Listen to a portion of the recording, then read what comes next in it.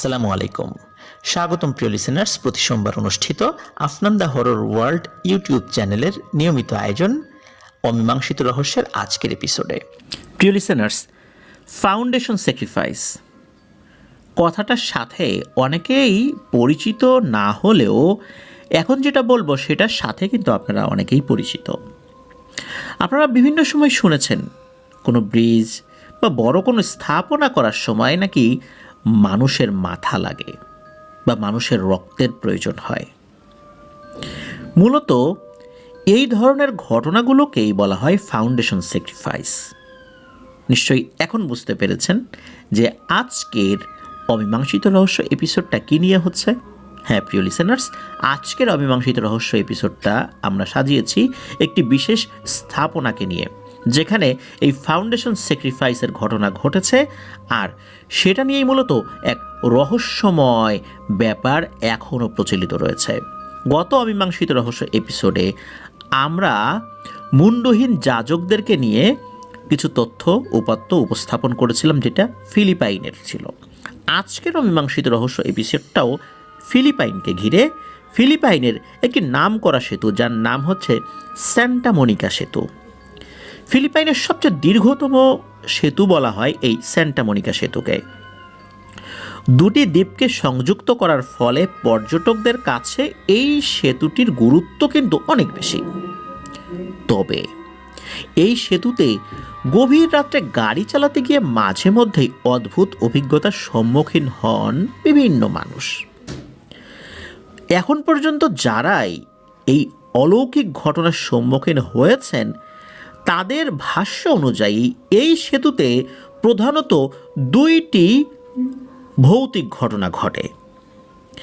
একটা ঘটলে আর একটা ঘটে না, মানে কারো সাথে একই সঙ্গে দুটি ঘটনা ঘটে না। প্রথম ঘটনা যেটা হতে পারে সেটা হলো, গোটা ব্রিজ জুড়েই কিন্তু পর্যাপ্ত আলোর ব্যবস্থা রয়েছে। গাড়ির হেডলাইট যদি জ্বালানো নাও থাকে, ড্রাইভিং সিটে বসা ড্রাইভার সাহেব কিন্তু অনায়াসেই এই সেতুটি গাড়ি চালিয়ে পাড়ি দিতে পারবেন, কোনো সমস্যা হবে না। তবে এত আলোকোজ্জ্বল পরিস্থিতির মধ্যেও হঠাৎ করেই নাকি মাঝে মাঝে দেখা যায় গোটা সেতুতে রক্তে ভেসে যাচ্ছে, লাল টকটকে রক্তে ভরে রয়েছে এই ব্রিজ। এই সময় কেউ যদি গাড়ি থেকে নেমে দেখে যে ব্যাপারটা কি, তাহলে দেখা যাবে যে একদম শুকনো রাস্তা, সেখানে কোনো রক্ত নেই। এই তো গেল একটা ঘটনা। এবার আসি অন্যটায়।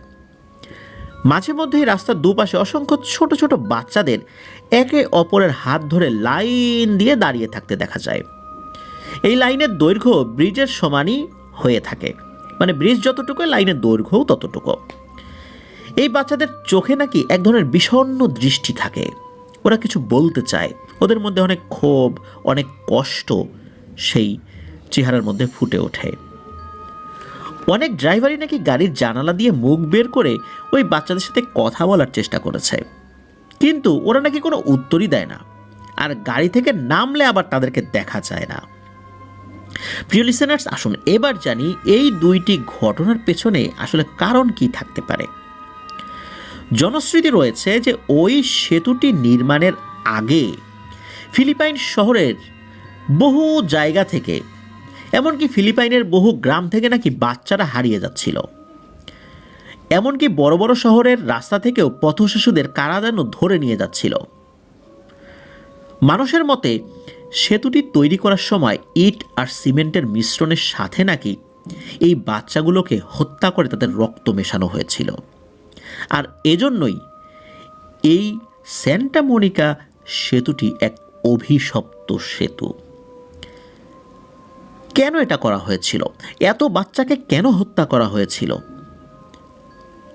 কি অপরাধ ছিল তাদের? নাকি এই ফাউন্ডেশন স্যাক্রিফাইসের বলি হয়েছিল তারা?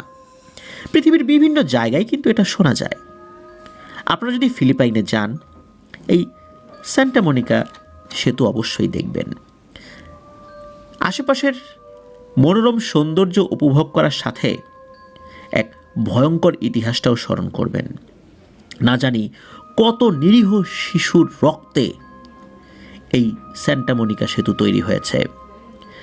ইট, বালু, সিমেন্টের মিশ্রণে পানির সাথে না জানি কত নিরীহ শিশুর রক্ত এখানে মিশ্রিত রয়েছে।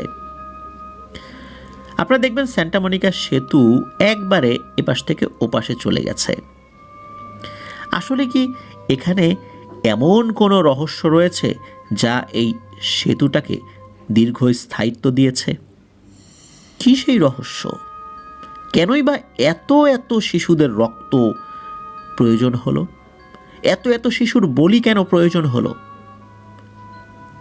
তা আজ এক অমীমাংসিত রহস্য। ফাউন্ডেশন স্যাক্রিফাইস কি আসলেই হয়? হয়। ইসলামিক ইতিহাসেও কিন্তু এই ধরনের ঘটনা রয়েছে, যেটা ওমর রাদিয়াল্লাহু তাআলা আনহুর খেলাফতের সময়ও আমরা এটা ঐতিহাসিক সত্য হিসাবে জেনেছি। এছাড়া মালদ্বীপের ইসলাম প্রচারের ইতিহাসেও আপনারা এমন ঘটনা শুনতে পাবেন।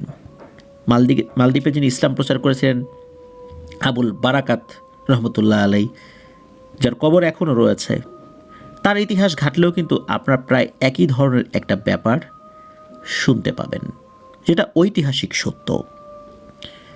এখনও কিন্তু এমন অনেক ঘটনা প্রতিনিয়ত ঘটেই যাচ্ছে।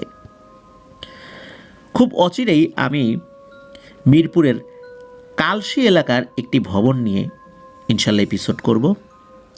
নাম প্রকাশে অনিচ্ছুক একজন সেনা কর্মকর্তা, যিনি এই প্রজেক্টটার সাথে কিছুটা হলেও জড়িত ছিলেন, তার কাছ থেকে আমি কিছু তথ্য পাই।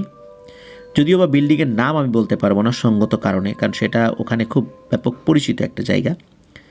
তো খুব তাড়াতাড়ি আমি সেটা নিয়ে আপনাদের সামনে তথ্য উপস্থাপন করব।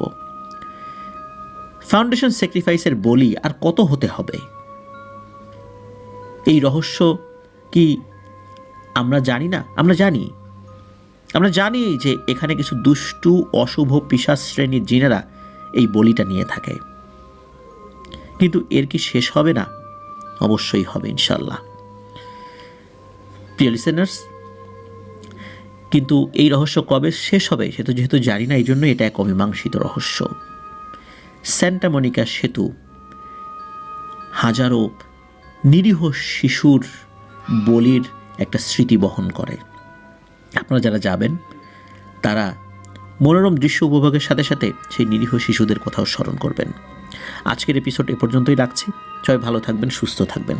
আমার জন্য দোয়া করবেন, আমার পরিবারের জন্য দোয়া করবেন, আপনাদের জন্য দোয়া রইল, আপনাদের পরিবারের প্রত্যেকের জন্য দোয়া রইল। মহান আল্লাহ সুবহানাহু ওয়া তাআলা আমাদেরকে ভালো রাখুন, সুস্থ রাখুন, নিরাপদে রাখুন, আফনান দ্য ওয়ার্ল্ডের সাথে রাখুন। আসসালামু আলাইকুম।